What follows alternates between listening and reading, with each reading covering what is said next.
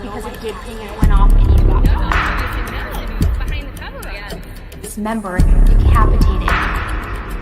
It's probably because you're trying to hide something and make sure certain details don't come out.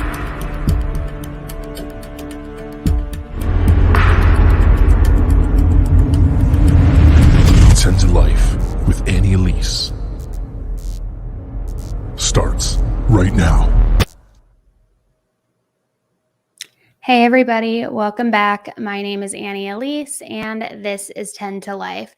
I apologize for the delay. I've been trying to download some documents and some video footage and all of these things, and so it took a lot longer than I thought it was going to take before I could actually jump on here and talk with you guys. Please do me a favor. My AirPods weren't linking again, so please just in the comments, if you can let me know that you can hear me, that would be a huge help because I can't hear myself because I had to turn my desktop audio down so that it didn't, echo with the mic. So I just want to make sure that everybody can hear okay, and then I'll get started here. Great. Perfect. Okay. So as I mentioned, my name is Elise. I appreciate you guys jumping on and following this case with me. And I promised I would go live after they were digging in that backyard. So that's what we're going to do right now. And I have, more information that I want to talk to you guys about too, aside from just the dig itself. So we're going to kind of just go through everything. And I apologize in advance. It's not entirely organized because I had to just jump on pretty quickly, but I promise we will get to it. Kalita, thank you so much for the super sticker. I appreciate it. And hey guys, before we get started, if you give the video a thumbs up, I'm trying to fight the YouTube algorithm right now because they keep flagging me. And I'm hopeful that if they just see that there's a lot of viewers and there's a lot of likes, they'll quit flagging me. But anyways, okay. So as you guys all know, and I'm sure it's no surprise, everybody has been following the case of Harmony Montgomery, the missing 7-year-old out of Manchester, New Hampshire. And so we saw over the weekend that they were beginning to thaw out the ground in the backyard of a home that she once resided in to search, under the surface for any sort of forensic evidence, any evidence, period. And also, of course, for the recovery of a potential human remains. Now, this morning, they started that dig, and I'm just going to show you guys a little bit of footage here for a second, and I'm going to talk through it. So you can see here how many people were on site searching, and they had multiple buckets as well, which at first really kind of gave me a pit in my stomach because I've seen this happen in searches in the past where they have these buckets because they're collecting remains that have potentially been scattered and all of these things. And so, obviously the alarm bells were going off right away. As the search was going to, we start to notice that not only is the FBI on scene, but tons of law enforcement. And I also want to just give a quick shout out here because I believe shout outs need to be given where they're due. And like many of you, I've been following a couple people on Twitter, and I don't even have a Twitter that I use, but I've been following a couple people on Twitter who have been great with getting these updates out. And that is Brian Enton. He's a reporter. He did a lot with the Gabby Petito case. He's fantastic. And also, I hope I'm saying this right, Nerdy Addict. I apologize. I don't know exactly who runs that account, but in either event, both of them have just been amazing and forthcoming with information. And some of this information I also received from them. So I just want to, give credit where it's due, guys. I'm not trying to take all the credit here. Thank you, Alexandra, for the super sticker, and for Jessica for the super sticker as well. So they've been doing this dig, and I think a lot of us anticipated that not only were they going to find something right away, but that the dig would probably take a long time to complete. And if you had followed along in the Chad Daybell and Lori Vallow case, it was very similar when they were digging up his property. And one of the things that I saw out there in such a large way today was the conversation that Adam also had a dog disappear at the same time as Harmony was last seen. And so people thought that perhaps that was what was identified under the surface, and that's what prompted the dig. And this, again, just kind of made all of the bells go off about the Chad Daybell and Lori Vallow case, because Chad had told his wife at the time that he was shooting raccoons and he had to bury the raccoon in the yard. Really, that was just, it was just a placeholder. God, my brain is fried. I can't think right now. But basically, it was the children who he actually buried in the backyard. So all of this started going in my mind. Well, we now know that they haven't officially confirmed it, guys, but that they did not recover anything from this dig. And I'm torn on.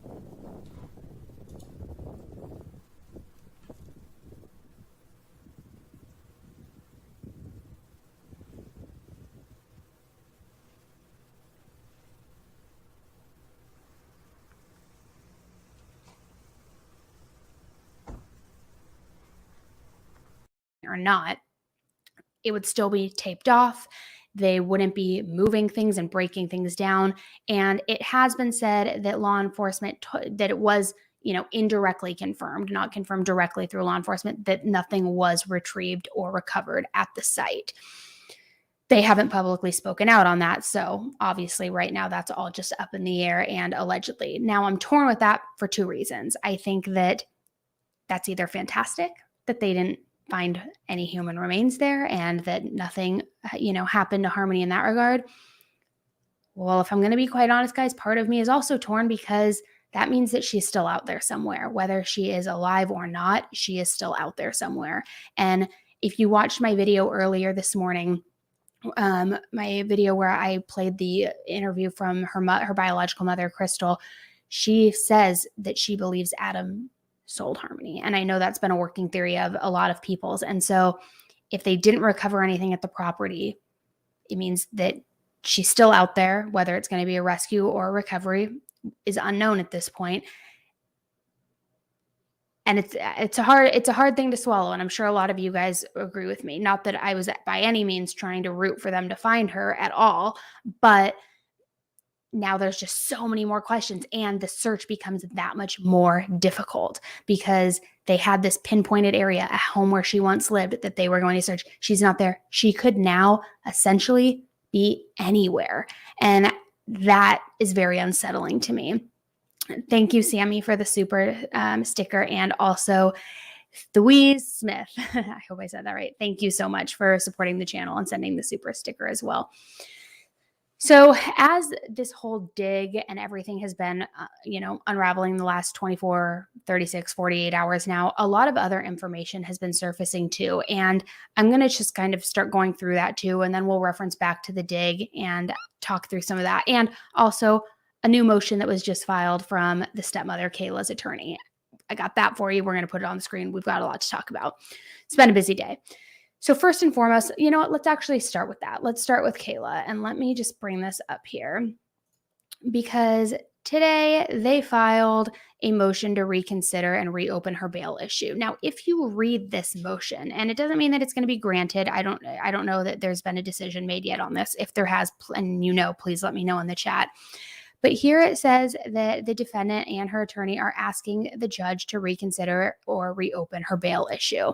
And what strikes me as odd here is as we go into the numerical details here, it starts to talk about why. So it shows that the defendant was charged in the court with felony public welfare fraud, failure to disclose, and she over $1,500. And during the bail hearing, it was taken under advisement and they set it at $5,000, which in my opinion, and I'm just going to poke in myself right here. In my opinion, I think she got off pretty easy there, even though I get it, the charges were lesser. But here it's saying, however, on January 7th, which is just 3 days ago, the undersigned counsel was informed by attorney Jesse O'Neill from the AG's office that his office received information that indicates that the Class A felony of welfare fraud is unfounded, although a lesser charge or charges may be warranted. So if you go in, and I'm going to come back to this one. If you go to number 3, it says the defendant is no longer going to be charged with a Class A felony and that they submit the issue that bail should be reopened or revisited entirely. What's interesting about this number 2, and if you've heard something more too, please, again, chime in the chat. But the AG's office, the Attorney General's office, received information that says it's unfounded, but she still may have a lesser charge than that felony. Now, I could be jumping to conclusions, guys, but I've seen things like this in the past. And in my opinion, it has deal written all over it. She's now no longer going to be charged with a felony. And they say she may have a lesser charge, and it's coming from the Attorney General's office, but we don't think that it's going to be a felony. I believe she's talking.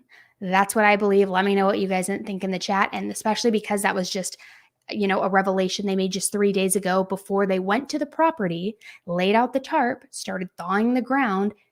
This transpired and this conversation where, it's not a felony anymore and it'll probably be a lesser charge in the future. So I believe she started talking. I believe she's the one that led them there.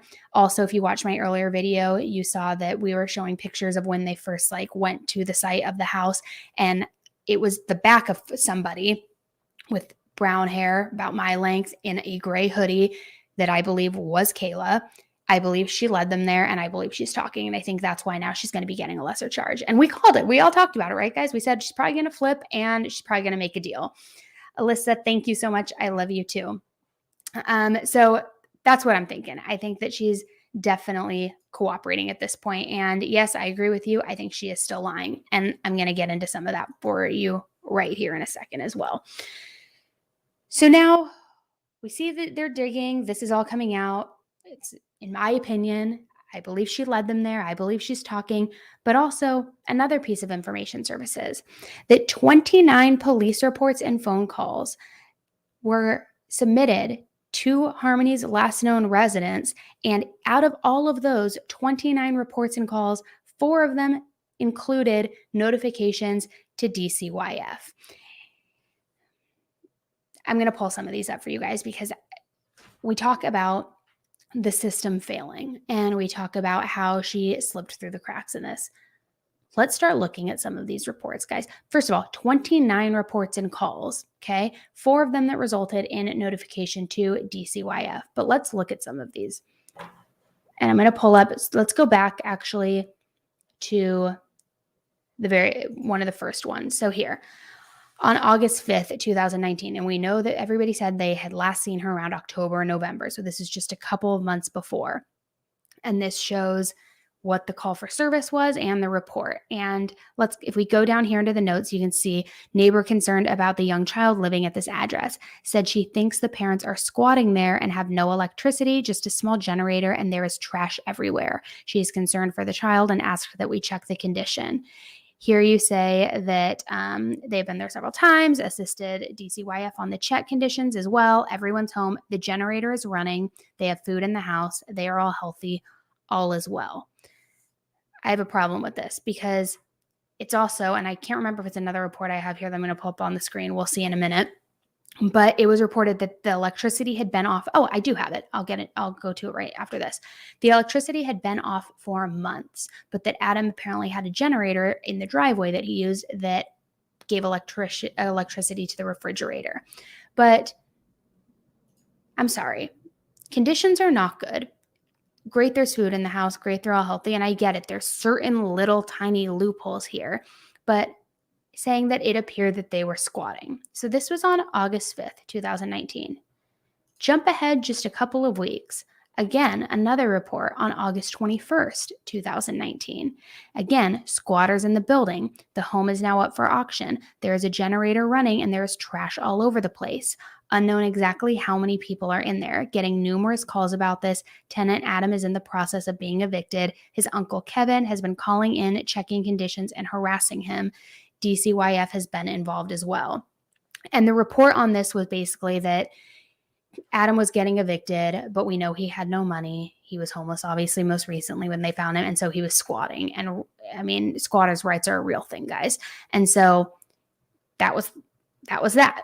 Jump ahead 2 more weeks to September 5th, 2019. Caller says that she is concerned that the dog that is at this address is being abused. When asked about abuse, she hears the people inside yelling at the dog and then the dog yelping and more yelling. Says ongoing problem. Says that the dog then gets put outside. And remember, we also heard that there was a dog that went missing right around the time that Harmony went missing too. There's allegations that he's being, physical altercations with the dog here. You would think the writing's on the wall. Hold on, guys. Here we go. 9/18. We're just 2 weeks later now. Not even. Caller lives in the neighborhood. At 3 a.m., his wife heard music and a lot of talking. This morning, there has been no movement from the house, and the car appears to have been broken into. Said that there are pry marks all over the car. We've dealt with this address quite a bit in the last couple months. Remember, 29 times to be exact. Okay.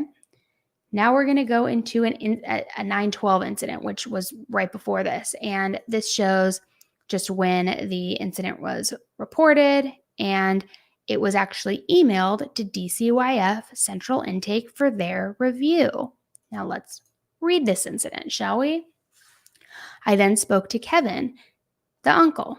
He told me Adam and his family had taken over the house since Helen had gone to Florida. Kevin said that they originally inhabited the upstairs but took over the rest of the home. Kevin said that he and Helen only wanted to retrieve some personal items before Adam and his family are to be evicted at the end of the month. Now, if you remember, when we kind of talked and dissected and viewed the uncle's interview on here, he did say that one of the last times that he saw Adam was when he had to have a police escort come to the house and defuse an altercation because he was there to collect some things. And this appears to be exactly what that is. I then entered the home with Helen to retrieve her property. While inside the residence, I observed clutter in every room consisting of clothing and empty food containers. Adam told me although the power had been turned off several months ago due to non-payment, he had a portable generator in the driveway which powers the refrigerator. I could see food in the cupboard and refrigerator. Adam further explained that the home has running water as well. I went upstairs with Helen, where I contacted Adam's wife, Kayla, and the 3 children. All 3 children appeared to be clean and fed. Their clothing was appropriate for the current conditions, whatever the hell that means. Although this area was highly disheveled, it did not appear unsafe. The argument was diffused, and both parties separated after the property was retrieved. Well, we know who those 3 kids were, and we know that most likely Harmony may or may not have been there, but anyways. So let me go back over here really quick. Sorry, guys. So 29 reports, 29 calls, 4 that get forwarded to DCYF.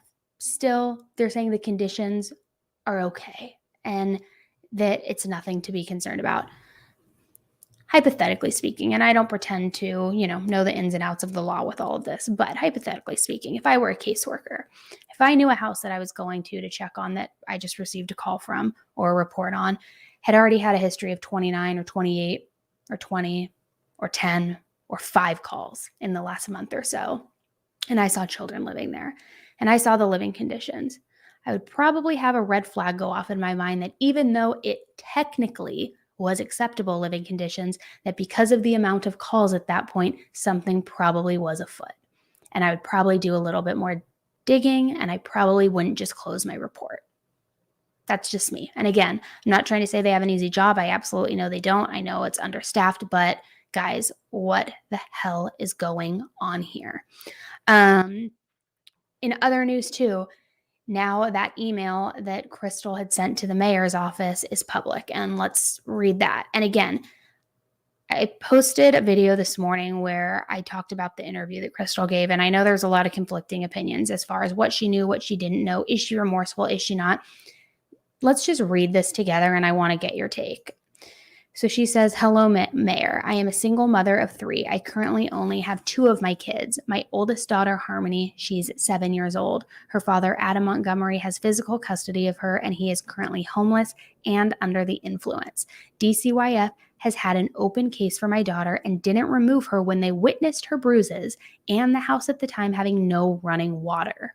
Now it's a year later, and DCYF has done nothing to help me find her. She's supposed to be in the 1st grade. He never enrolled her into school this whole time, sorry. Paraphrasing. She's missed important doctor's appointments she's had since a baby due to her disability in her eye. Please, I'm begging for help in finding my daughter before she ends up like that little boy that just passed away due to neglect through the department. My next step is going to the media to get whatever help I need to find her and bring her home safe. My phone number, please help. Thanks for your time and happy holidays." Now, here's where the conflicting opinions come, guys. To me, that email does sound like a concerned mother, family member, caregiver, whomever it may be sending that. Now, while I also don't believe that excuses the behavior and the actions in the several years prior, it does appear, to me at least, genuine concern. And had it should have happened earlier, probably. I don't think there's really an excuse for that. If she had known that she wasn't able to get in contact with her for years, this email and the media should have happened much sooner. But as far as her involvement, because I know there's speculation that maybe she was involved somehow, I'm not gathering that from this. And I could be totally wrong, but between that and her interview where she's talking about her in the present tense saying, "Mommy never stopped looking," I don't think she made good choices by any stretch. Absolutely not. I think every single adult in this child's life, for the most part, has failed her. But I also don't believe that she was necessarily involved.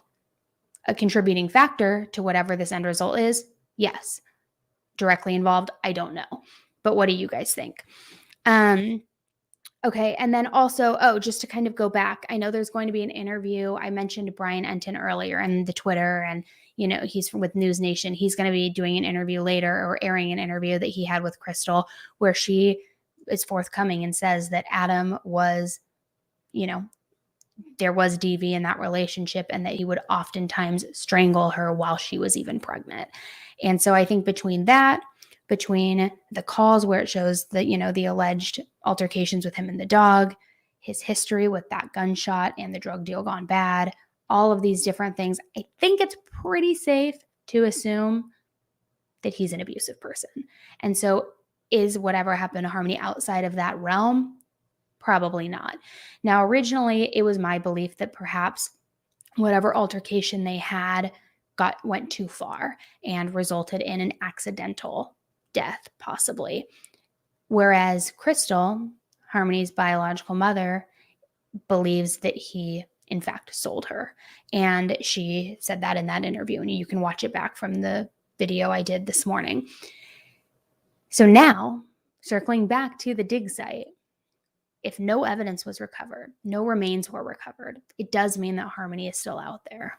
Is she out there alive because Crystal's intuition is correct and perhaps Adam sold her? Or is she hidden somewhere else and it's going to still be a recovery? It's tough because now, like I said earlier, it's, the opportunity of what places she could be anywhere at this point. And before it was like the backyard, it's a good search, it's a good place. Now she could be anywhere, but I am hopeful because of that motion that was filed for Kayla.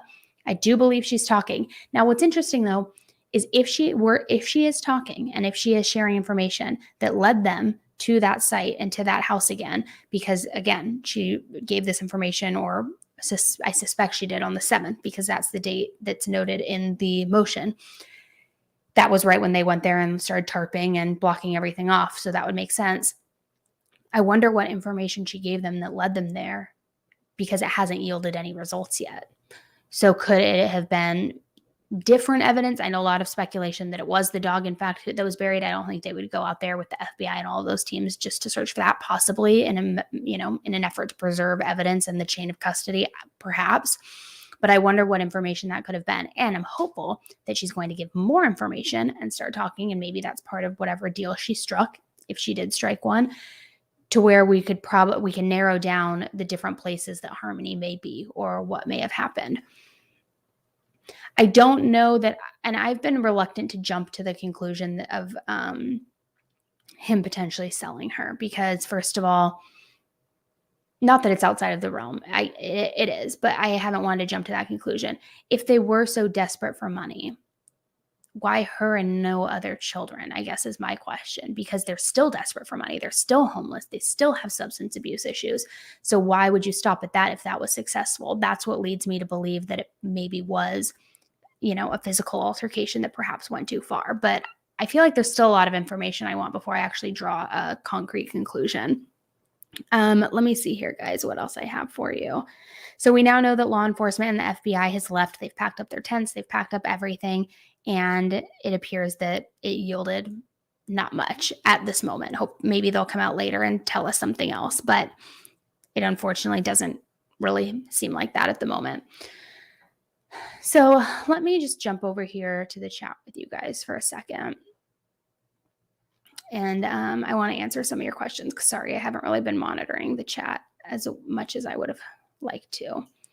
And thank you. I know I missed a lot of those super stickers and super chats. And for all of you guys who have been amazing and supportive and donated, I appreciate it beyond. So thank you so much. I appreciate it so much. So let me see. I promise I didn't overlook you. Let's see. Let me go to some of these questions. Gosh, you guys are typing fast. Okay, Loyalty is key. Unfortunately, she failed too. Should have got her crap together for 2 years. Should have gotten involved sooner. Many people still abuse addiction medications too. Absolutely. And by no means am I trying to excuse her behavior or say that she gets a free pass in this. Absolutely not.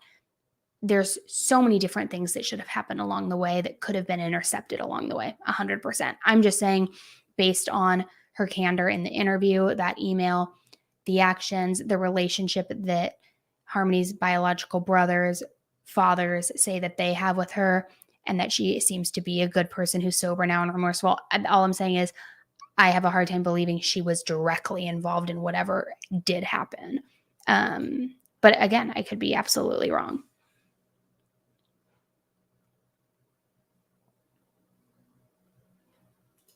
Brenda, you're saying you don't think the mom is involved and that you think Adam did something and you're positive about it. I believe he did as well.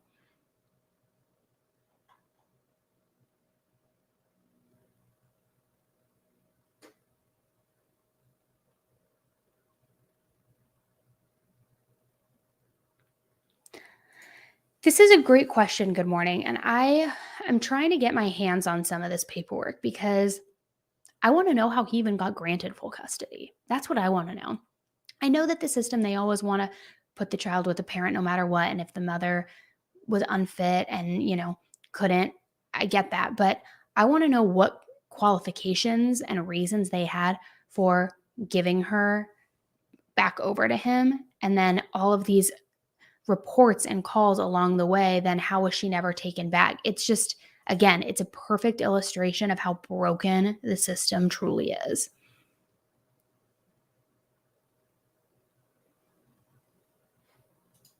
Yes, 100%.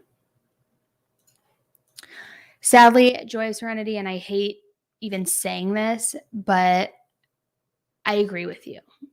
I was kind of hopeful that today, if they did find her remains, it would be not necessarily a sense of closure, but at least people would be able to kind of take a deep breath.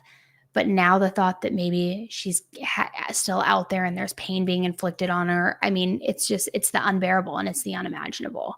And so I'm hopeful that Kayla starts talking and leads them to whatever direction they need to go to find her. It's just, it's giving me the chills even thinking about it, guys. It's just awful. It's awful.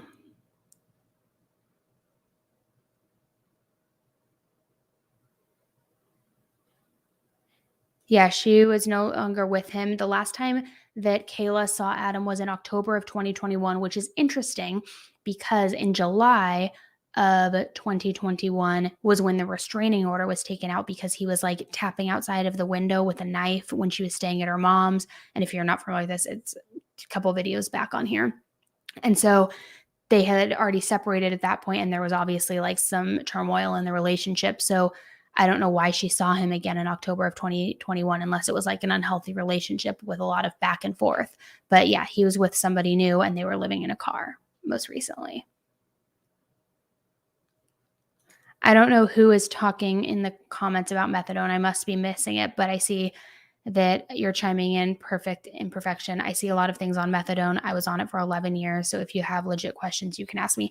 I personally don't know much about methadone, so I'm not going to try to act like I do. I know that it is used as a treatment for narcotic addiction, but I believe it's a treatment for other things as well. So I don't know if maybe there's some crazy comments happening, but I'll just chime in there. Paul, this is a good question. What do you think the stepmom's involvement is? I don't know if she had direct involvement in the sense that she laid hands on Harmony necessarily, but I think she was complicit. And if Adam did in fact sell her, I think that she probably benefited from that as well. That's what I think her involvement is. And I think that if he seems like a scary person, I think she probably also was fearful of him. Not to make any excuse for her, absolutely not. But it appears it was the Adam show.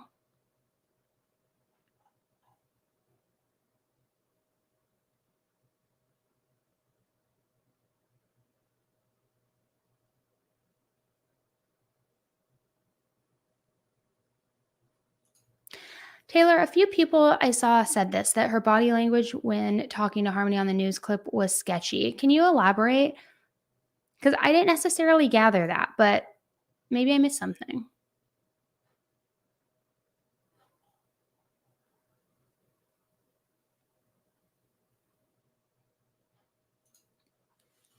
Not defending mom likely had a ton of shame. Maybe that's why she wasn't as persistent as she could have been. Stigma is real.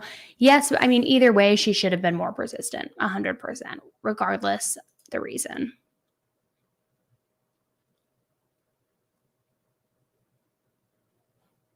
Oh, is this for the flagging? You know what? It doesn't even help if you're saying this in an effort to not have YouTube flag me. It doesn't help because the other day I uploaded a video that had literally no words in it, both spoken or written, and they flagged me right away. So there's no rhyme or reason, unfortunately.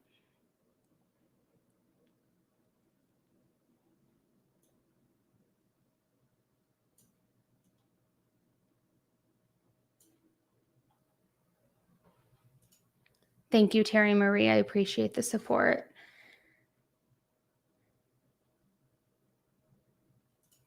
Where do you think the money is? There a way to track that? What do you mean? What I mean, I'm sure any money they did obtain, it's back on the street, is my guess. If I'm going to just be completely honest, I think it's right back on the street.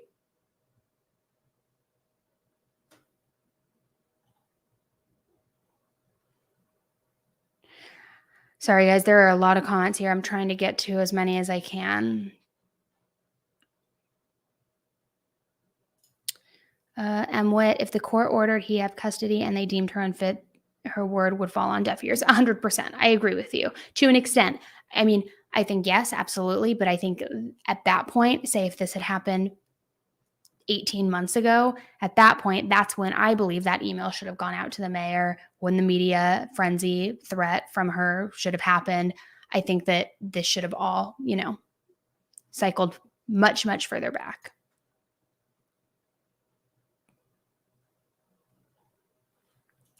It is very suspicious. She was still enrolled at the school in Massachusetts. She was never enrolled in any school in New Hampshire, which makes me believe he never had any intention of enrolling her. Which why would he? He appeared to be a deadbeat father.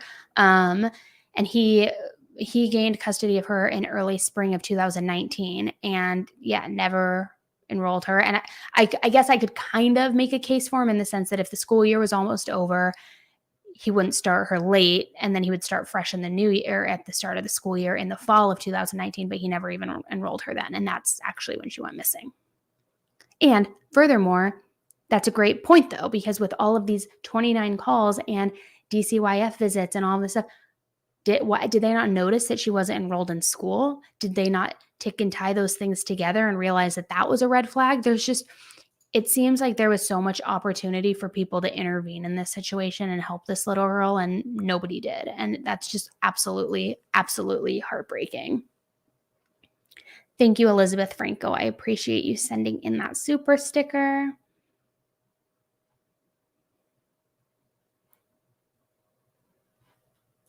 I agree. I just don't know what the answer is to this, Jennifer. We do need a better system to save these kids. But you know what? And I harp on it all the time here in almost every case video that I've ever done. This is why I believe it is so important that if you see something or you notice some behavior, to say something, even just to be extra cautious and not to be like a Karen. I'm sorry, guys. Sorry for those of you named Karen watching. But I think the more we are aware of what kind of behaviors to look for and what red flags are out there, then we can identify them and then we can raise alarm to the proper channels. And so I think that's where we can, as the public, at least help a little bit by bringing it to the right channels and hopefully over and over again to where those right people actually do something.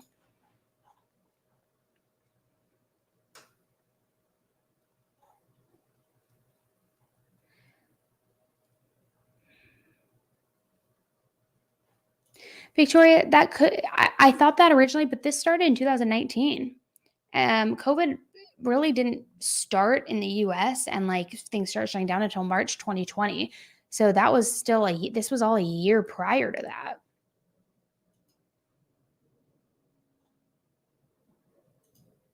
Thank you, Camille Long. I agree. The proper channels aren't listening. And I wish I knew the answer. I wish I knew the fix. I really, really do. So here's where we're at, guys. Law enforcement hasn't officially held a press conference or stated what their findings were today.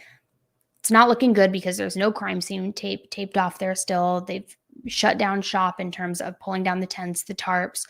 They have walked away. The FBI is no longer on the scene either. I believe that there was nothing found. My personal belief. Maybe they'll announce something later today that will change my mind or completely show that I'm wrong. So from here, I think that we have to just continue what we've been doing. We have to continue sharing Harmony's story, trying to push it out there to as many people as possible so that hopefully somebody who knows something or saw something or heard something says something. I mentioned it in my earlier video too, that the silver lining of this horrible case is that the people involved that were last with Harmony, meaning Adam and Kayla, are in a community littered with drug users and substance abuse and sketchy people. So the likelihood, if any of them were made privy to any information or heard something or saw something, the likelihood of them talking is much higher because the reward keeps increasing. It's now upwards of $90,000. So that's the good thing. If this were happening in, say, like a savvy remote town where people weren't just after themselves or needing to get their next fix or anything like that, maybe that likelihood wouldn't be as high. But I do think that there's something to that. I think that whether it's the crowd they ran with or people they knew, I'm sure somebody has the unlock here and somebody has a little bit of information. It's just finding who that right person is. And so the more we spread her story and push it out there, maybe the more forthcoming they will be, especially if they want to get their greedy hands on some of that reward money. And money talks, guys. It always does. So I'm going to keep you guys updated, and I'm going to keep following this as closely as I can. And I'm really going to dig into this Kayla situation because I think she worked a deal, and I want to know what that is. And it'll be really interesting to see what the ruling is on that motion and if she gets either bail completely scrapped or if it gets reduced to a lesser amount. That's going to be interesting, and I think it's going to be really telling. So I'm going to keep trying to update you guys in real time as this happens and hope YouTube doesn't keep flagging me. You know that when they do flag me, I throw these up on my Patreon right away so that you can witness them there and see the live updates in real time. $1 and you get access to all of them. It's not $1 for each video. It's $1 one time and you get access to every single video I post while YouTube flags me. And then once they unflag it, I throw it up on here. But lately that's been taking like 7 to 10 days and I don't know why. That's why I decided to do a live right now to just throw it out there and see what they do. It's probably when I go back, I bet you $1,000 it's already flagged. I guarantee it. We'll see. Anyways, yeah, exactly. Yeah, they already flagged this one. I'm sure they have. Okay, guys, I'm going to keep you updated and I'm going to keep researching on this case. Make sure to check out those other channels that I had mentioned earlier because they've been doing a great job covering this as well. And just keep spreading the word and keep talking about it because hopefully we'll start to get some answers here. And so hopefully somebody starts talking. Until then, though, just keep Harmony in your prayers, whatever prayer that might be, whether she's out there safe and sound or whether she is with the angels and not enduring any type of physical or additional pain. Just keep her in your prayers, guys. That's all I'm asking. And I'll keep you updated. So subscribe if you haven't. Hit your notification bell on if you are subscribed and you haven't done that. That way you get notified when these live streams happen. And I'll keep you guys updated. All right. So until the next case, stay safe and thanks for joining me today. Bye, guys.